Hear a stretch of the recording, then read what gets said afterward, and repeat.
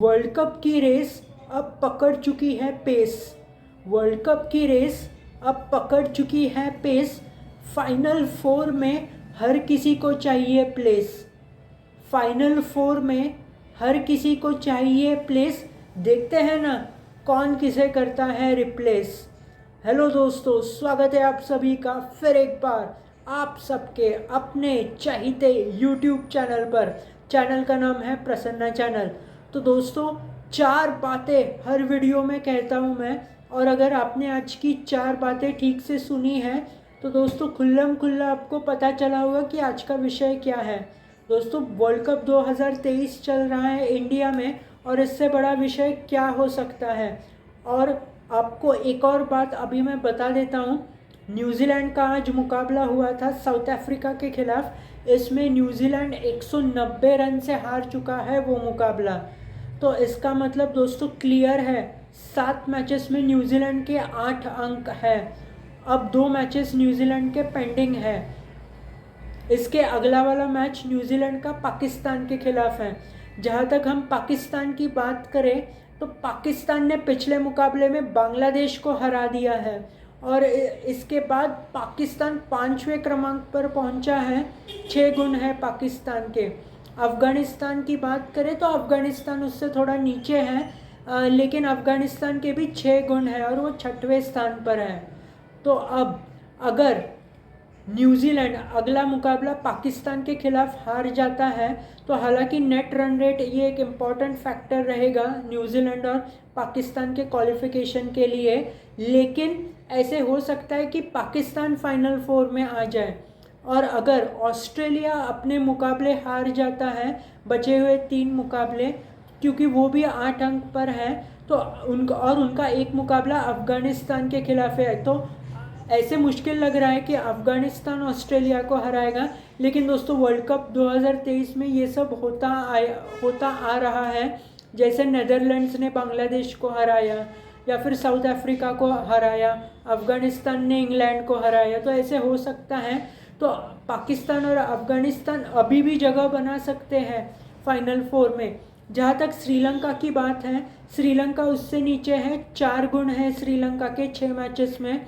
अगर बचे हुए तीनों मैच श्रीलंका जीत लेता है तो श्रीलंका के हो जाएंगे 10 अंक, यानी श्रीलंका के पास भी अभी भी मौका है फाइनल फोर में जगह बनाने का। तो दोस्तों, लग रहा है काफ़ी इंटरेस्टिंग कॉम्बिनेशन। इस बीच मैं आपको बता दूं कि भारत और श्रीलंका के बीच में हो रहा है ये वर्ल्ड कप का मैच, और ये मुकाबला हो रहा है कल। जी हाँ दोस्तों, कल 2 नवंबर है। तो 2 नवंबर को ये मुकाबला हो रहा है दोपहर को 2:30 बजे। मुकाबले के बारे में हम डिटेल में बात करेंगे। टॉस 2 बजे होगा और उसके बाद मतलब पिच रिपोर्ट और ये सब होता है। तो मैच शुरू होगा दोपहर को 2:30 बजे। तो दोस्तों, डिटेल में बात करेंगे इसके बारे में भी, और हार्दिक पांड्या के बारे में भी बात करेंगे हम। लेकिन बढ़ते हैं हम अपने पहले सेक्शन की तरफ, जिसका नाम है पिच रिपोर्ट। तो दोस्तों, जहाँ तक पिच रिपोर्ट की बात है, ये मुकाबला हो रहा है वानखेड़े स्टेडियम पर, यानी वानखेड़े स्टेडियम जो मुंबई में स्थित है वहाँ पर हो रहा है। आपको एक थोड़ा सा मैं एक आइडिया देना चाहूँगा। जो इसके पहले मुकाबला हुआ था इस स्टेडियम पर, रन फेस्ट था, यानी मुकाबला हुआ था साउथ अफ्रीका और बांग्लादेश के बीच में। आपको याद होगा उस मुकाबले में साउथ अफ्रीका के क्विंटन डिकॉक ने 174 रन बनाए थे, हाइनरिक क्लासेन ने 90 रन बनाए थे, और एडन मार्करम ने भी अर्धशतक लगाया था। और अगर आपको ये याद नहीं है तो आपको ये ज़रूर याद होगा, उस मुकाबले में बांग्लादेश की तरफ से हीरो बने थे महमदुल्लाह, जिन्होंने 111 रन बनाए थे 111 गेंदों में। तो आपको महमदुल्लाह तो ज़रूर याद होंगे। तो दोस्तों, रन फेस्ट था। माफ़ कीजिएगा, साउथ अफ्रीका ने लगभग 382 रन बनाए थे, और हालांकि बांग्लादेश उस लक्ष्य तक पहुंच नहीं पाया था, ऑल आउट हुआ था बांग्लादेश का। लगभग 233 रन बनाए थे बांग्लादेश ने।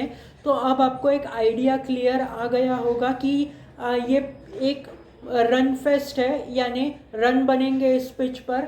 बैटिंग पिच है, बल्लेबाजों के लिए फ़ायदा है गेंदबाजों की धुलाई होगी। तो तो दोस्तों ये था हमारा आज का सेक्शन पिच रिपोर्ट। अब बढ़ेंगे हम अपने नेक्स्ट सेक्शन की तरफ, जिसका नाम है वेदर रिपोर्ट। तो दोस्तों जहाँ तक वेदर की बात है, तो मैच शुरू होगा दोपहर को 2 बजे। काफ़ी गर्मी होगी, गर्म बहुत होगा, और 2 बजे का टेम्परेचर रहेगा 34 डिग्री सेल्सियस। रियल वाला फीलिंग रहेगा 36 डिग्री सेल्सियस का।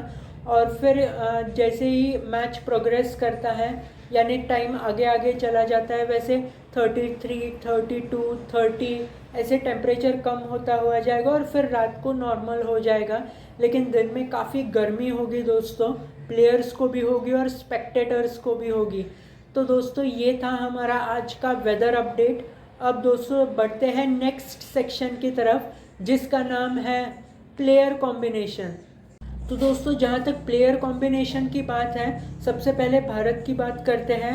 हार्दिक पांड्या की बात करेंगे दोस्तों। मीडिया रिपोर्ट्स की माने तो हार्दिक पांड्या, जो इंडिया का मैच हो रहा है संडे को साउथ अफ्रीका के खिलाफ, उस मैच में शायद हार्दिक पांड्या खेल पाएंगे।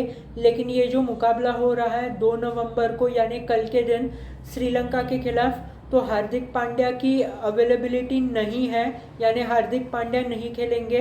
तो इस बीच ये भी सुनने में आया है कि रविचंद्रन अश्विन, जो एक बहुत अच्छे स्पिनर भी हैं और एक अच्छे लोअर ऑर्डर बल्लेबाज हैं, उनके खेलने के भी चांसेस कम हो जाते हैं मीडिया रिपोर्ट्स की माने तो। लेकिन दोस्तों फाइनल 11 क्या होगा ये कैप्टन पर डिसाइड हो, मतलब कैप्टन डिसाइड करता है, कैप्टन और कोच। जहाँ तक जसप्रीत बुमराह की मैच है, जहाँ तक जसप्रीत बुमराह की बात करें, तो बुमराह लगातार खेलते आए हैं पिछले कुछ मैचेस में। तो ऐसे हो सकता है कि उनको फिट रखने के लिए भारत बुमराह को रेस्ट दे, लेकिन शार्दुल ठाकुर अंदर आएंगे अगर ऐसे होता है तो। रविचंद्रन अश्विन अंदर आने की सिचुएशन बहुत कम है, लेकिन जैसे मैंने आपको कहा कि ये टीम पर निर्भर करता है कि क्या टीम वो 11 अपना रखना चाहते हैं। अगर दोस्तों बात करते हैं भारत के पिछले 2 मैचेस की, तो वैसे तो भारत ने 6 मैचेस में सारे 6 के 6 जीत लिए हैं। लेकिन पिछले कुछ मैचेस की बात करें तो न्यूजीलैंड वाले मैच की हम पहले बात करते हैं। विराट कोहली ने 95 रन बनाए थे, रविंद्र जडेजा ने 39 रन बनाए थे, रोहित शर्मा ने भी लगभग 48 रनों का योगदान दिया था, और वो मैच भारत ने जीत लिया था 4 विकेट से। और लगभग उस मुकाबले की अगर हम बॉलर्स, इंडियन बॉलर्स की बात करें, तो मोहम्मद शमी ने 5 विकेट लिए थे और कुलदीप यादव ने 2 विकेट लिए थे, बुमराह ने 1 विकेट लिया था, और वो मैच भारत ने जीता था।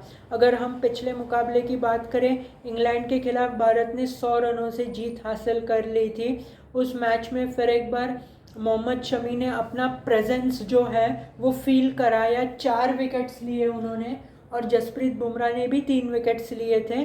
अगर आपने वो मैच ठीक से देखा होगा तो आपको ये समझ में आया होगा कि इंग्लैंड के कई प्लेयर्स बोल्ड हुए, जैसे कि जो आखिरी विकेट गिरा, जसप्रीत बुमराह ने मार्क वुड को बोल्ड किया था, तो वैसे बोल्ड में कई विकेट्स गिरे इंग्लैंड के। अगर उस मुकाबले की बात करें तो रोहित शर्मा ने 87 रन्स बनाए थे और सूर्य कुमार यादव ने 49 रन्स बनाए थे। तो वो दोनों मुकाबले भारत ने जीत लिए हैं। भारत के जो टॉप 3 है, यानी कि शुभमन गिल, ये लगभग अच्छे फॉर्म में हैं, लेकिन रोहित शर्मा, विराट कोहली ये बहुत अच्छे फॉर्म में चल रहे हैं। और जैसे मैंने आपको कहा कि ये जो वानखेड़े स्टेडियम है, इस पर रन फेस्ट होगा, यानी बल्लेबाजी का विकेट है, तो इस पर बहुत रन्स बनेंगे दोस्तों। जहाँ तक श्रीलंका की बात है, अगर श्रीलंका के हम पिछले 2 मैचेस को देखें, लेकिन उससे पहले मैं आपको बता दूं, श्रीलंका की टीम में जो लेटेस्ट एडिशन हुई है एंजेलो मैथ्यूज़ के रूप में, तो मैथ्यूज़ का काफ़ी अच्छा रिकॉर्ड है इंडिया के खिलाफ। तो मैथ्यूज़ प्रबल दावेदार होंगे कल शतक लगाने के लिए। लेकिन अगर हम अभी तक की हिस्ट्री देखें श्रीलंका की, तो अगर पिछले 2 मैचेस हम देखें तो सबसे पहला वाला मैच उनका हुआ था इंग्लैंड के खिलाफ, और उस मुकाबले में इंग्लैंड को उन्होंने 156 रन में ऑल आउट करवाया था। लाहिरू कुमारा ने 3 विकेट्स लिए थे, हालांकि वो इंजर्ड हुए थे उस मैच में। और कसून रजिता को भी 2 विकेट्स मिले थे और मैथ्यूज़ को 2 विकेट्स मिले थे। जहाँ तक बल्लेबाजी की बात है तो पथुम निशंका और सदीर समरविक्रमा ने 65 रन बनाकर निशंका को एक अच्छी साथ दी थी और वो मुकाबला जीत लिया था श्रीलंका ने। अगर दोस्तों हम पिछले मुकाबले की बात करें तो अफ़गानिस्तान के ख़िलाफ़ हुआ था वो मुकाबला पुणे में, और श्रीलंका ने केवल 241 रन बनाए। और उस मुकाबले की अगर हम डिटेल में बात करें तो कुशल मेंडिस ने 39 रन सर्वाधिक बनाए थे, और श्रीलंका उस टारगेट को डिफेंड नहीं कर पाया था। हालांकि दिलशान मधुशंका ने 2 विकेट्स लिए थे, लेकिन कुछ अच्छी बल्लेबाजी की रहमत शाह हशमतुल्ला शाहिदी ने, और वो मुकाबला मतलब श्रीलंका के हाथ से चला गया। तो दोस्तों ये तो हो गया श्रीलंका का पास्ट। अब आपको बताता हूँ कि उनका कॉम्बिनेशन क्या हो सकता है श्रीलंका का। तो श्रीलंका के ओपनिंग होती है पथुम निशंका के थ्रू, और निशंका को मोस्टली तो साथ देने कुशल परेरा आते हैं। तो ऐसा हो सकता है कि कुशल परेरा वापस टीम में आए, लेकिन पिछले मैच में दिमुथ करुणारत्ने आए थे तो श्रीलंका उनको कंटिन्यू कराएगा। फिर दोस्तों अगर उनकी बल्लेबाजी देखी जाए तो मैं आपको इम्पॉर्टेंट प्लेयर्स बताऊंगा। कुशल मेंडिस आते हैं, सदीर समरविक्रमा आते हैं जो उनके विकेट कीपर हैं। इसके बाद दोस्तों एंजेलो मैथ्यूज़ आते हैं जो बहुत अच्छे ऑलराउंडर हैं। फिर धनंजय डिसिल्वा आते हैं, वो भी एक ऑलराउंडर है, स्पिन बॉलिंग करते हैं, और वो साथ देंगे महेश तीक्षणा को स्पिन गेंदबाजी करने के लिए। दुष्यंत हेमंथा एक और स्पिनर है। जहाँ तक पेसर्स की बात करें तो मैथ्यूज़ के साथ दिलशान मधुशंका, कसून रजिता, ये इम्पॉर्टेंट स्पिनर्स हैं इनके, और इनका रोल भी काफ़ी इम्पॉर्टेंट रहेगा। तो दोस्तों ये तो हो गया श्रीलंका का लाइनअप। भारत का लाइनअप आपको पता होगा। तो दोस्तों अब बढ़ेंगे हम अपने नेक्स्ट सेक्शन की तरफ जिसका नाम है फैंटेसी क्रिकेट। दोस्तों जहाँ तक फैंटेसी क्रिकेट की हम बात करते हैं, लेकिन बताने से पहले आपको बताना चाहूँगा कि फैंटेसी क्रिकेट इसमें वित्तीय जोखिम होते हैं, तो आप कृपया अपनी जिम्मेदारी पर इसे खेलिए। चैनल आपको बिल्कुल भी प्रवृत्त नहीं करता है फैंटेसी क्रिकेट खेलने के लिए, तो आप कृपया अपनी जिम्मेदारी पर इसे खेलिए। जहाँ तक फैंटेसी क्रिकेट की बात है, मैं आपको फैंटेसी एनालिसिस दे सकता हूँ। 6 प्लेयर्स ले रहा हूँ भारत की टीम की तरफ से। वैसे फाइनल 11 तो हर टीम का मैच के वक्त ही मतलब घोषित होता है, तो तब आप एक आध दूसरे चेंजेस कर सकते हैं। तो मेरे मुताबिक सबसे पहला नाम है शुभमन गिल, दूसरा नाम है विराट कोहली, और विराट कोहली इस टीम के कैप्टन हैं। तीसरा नाम है सूर्य कुमार यादव, चौथा नाम है कुलदीप यादव, पांचवा नाम है जसप्रीत बुमराह, और छठवां नाम है मोहम्मद शमी। अब दोस्तों श्रीलंका के 5 प्लेयर्स के नाम लेने हैं मुझे।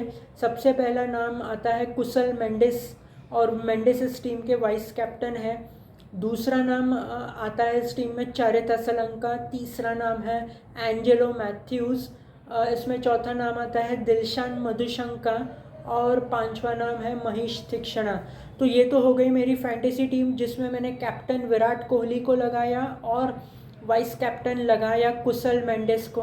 तो आप मुझे बता सकते हैं आपको मेरी फैंटेसी एनालिसिस कैसे लगती है। आप यूट्यूब कमेंट बॉक्स के ज़रिए बता सकते हैं मुझे, या फिर आप किसी और सोशल मीडिया हैंडल से जुड़े हैं मुझसे तो आप मुझे वहाँ पर भी बता सकते हैं। तो दोस्तों अगर आप चैनल में नए आए हैं तो चैनल को लाइक और सब्सक्राइब ज़रूर कीजिए ताकि आपको वीडियोस के नोटिफिकेशंस मिलते रहें। तो दोस्तों मिलेंगे अगले वीडियो में। वीडियो देखने के लिए बहुत बहुत शुक्रिया, और सबसे ज़रूरी मैच देखना ना भूलिए। Thanks for watching.